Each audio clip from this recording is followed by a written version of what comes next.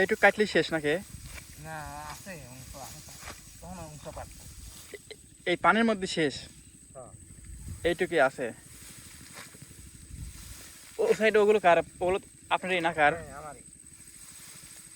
এই এখন যেটুকু আছে পানি দিবি সব পানির মধ্যে। পানির মধ্যে। দেখেন বন্ধুরা, কৃষকের কি অবস্থা। একদিকে আকাশে মেঘ, অন্যদিকে বর্ষার পানি, ধান তলিয়ে যাচ্ছে। কৃষকের আসলে কতটা কষ্ট হয়তো আপনারা দেখলে বুঝতে পারবেন এই দৃশ্যগুলো।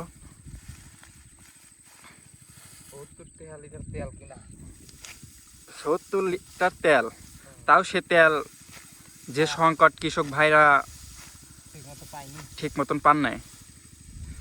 হয়তো বৃষ্টির পানি পাইলেন ও টাইমে, যে সময় প্রয়োজন সে সময় বৃষ্টির পানি পাইনি পান নাই। এই সময়, ওই সময় পালে তো আমরা তো বেঁচেই যাইতি। এবার ধান কয় বিঘে লাগাইছেন আপনি? আমি লাগাইছি বিঘি 2। বিঘে 2? বিঘি 3 তো লাগাইছি, আর চালের অংশ মংশ আছে কিছু মনে হয় বিঘে। আমি যত চালের অংশ পেছিলেও লস। তেল সংকট। এরা মনে কিছু বলতে পারলাম না।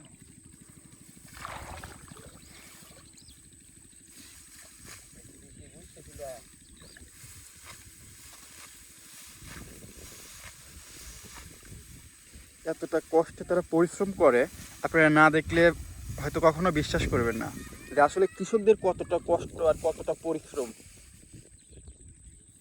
কেউ দেয় না হ্যাঁ। দিন শেষে কৃষক অসহায়। কৃষক কখনো কারো হয়তো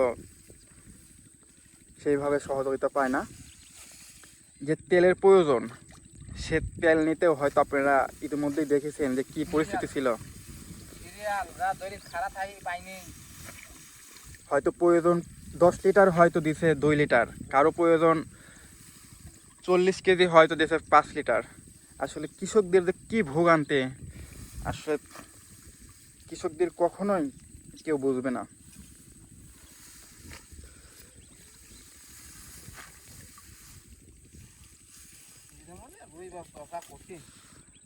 এরকম হলে জোত জমি সব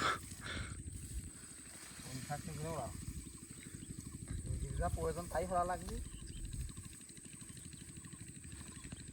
তাছাড়া ওই গাছই লাগি খালি মানসিক পেট ভরা আর বিচের কি